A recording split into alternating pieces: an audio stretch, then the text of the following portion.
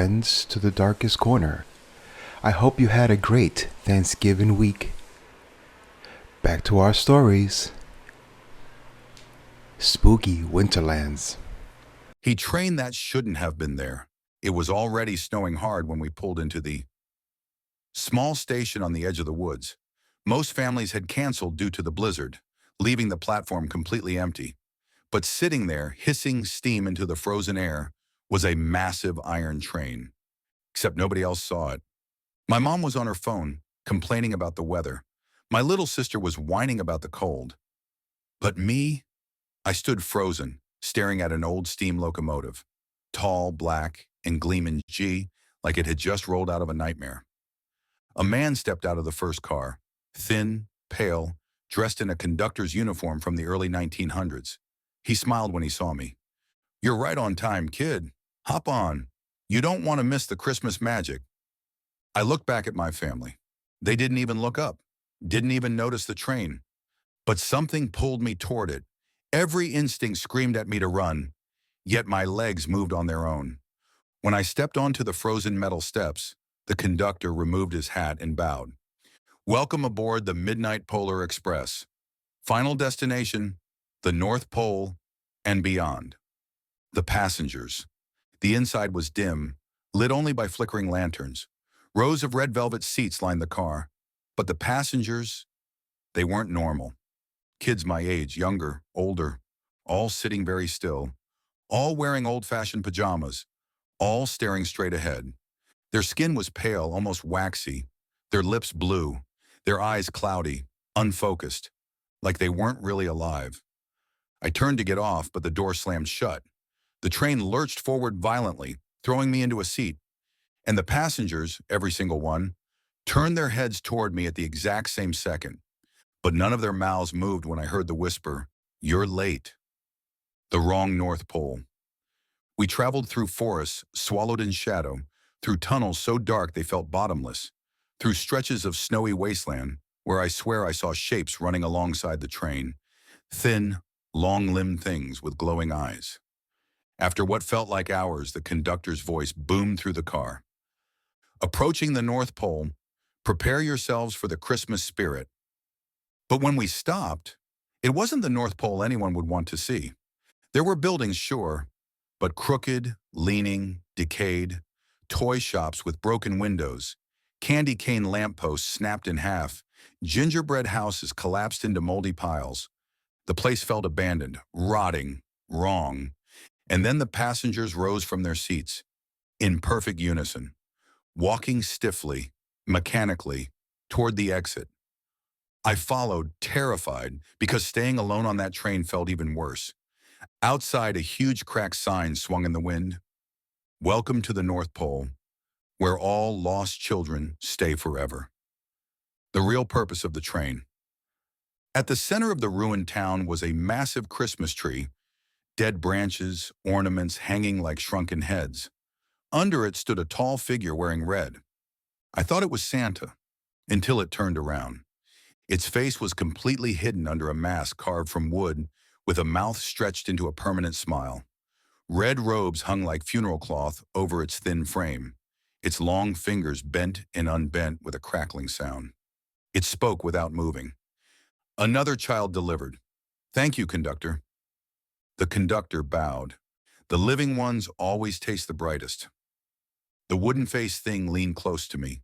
I could hear something shifting inside the mask, breathing. "You still smell alive. Good, you will keep the fires burning."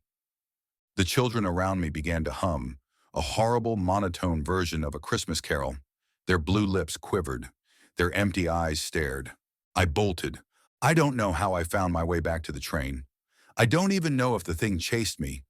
There was too much screaming, too much singing, too many footsteps pounding in the snow behind me.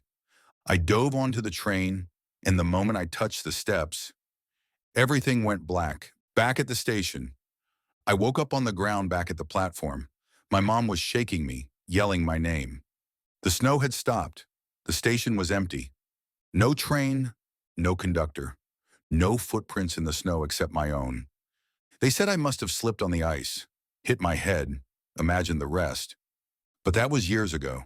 And tonight, every Christmas Eve, the same thing happens. At exactly midnight outside my window, I hear the distant whistle of a train. A man's voice calling, "All aboard! You're late!" And worse, every year, the whistle sounds closer. The lanterns, it started snowing lightly as we rode the lift up to the top of the ridge. Most people bailed because it was too windy, but I was curious. The mountain looked unreal. Blue shadows, wind carving, ghostly shapes in the snow. The lanterns flickering like tiny stars along the trail. But something felt wrong. The air was still, too quiet. No other voices, no wind in the pines, no clacking of the lift machinery. Just silence. My chairlift creaked to a stop at the top, and I stepped off onto untouched snow. Except, the lanterns were no longer evenly spaced. Some hung low, swinging violently. Others were shattered, glass scattered across the trail. And the ski patrol hut at the summit, normally lit, was completely dark. I considered turning back. Then I heard a scream. The figure on the slope. It wasn't a human scream. Not exactly. It sounded like someone trying to scream through a mouthful of ice. I snapped my head toward the tree line. A figure stood between the pines, tall, unnaturally tall, almost stretched out. A silhouette against the drifting snow, motionless. No face, no jacket, no goggles. Just a long, dark shape. I blinked. It was suddenly closer, maybe 20 feet away. I didn't wait. I pushed off and started skiing down the trail, the snow spraying behind me. My adrenaline was so high I nearly wiped out 3 times. The lanterns flickered madly as I passed them. Then they went out. All of them. Instant, suffocating darkness. The parallel tracks.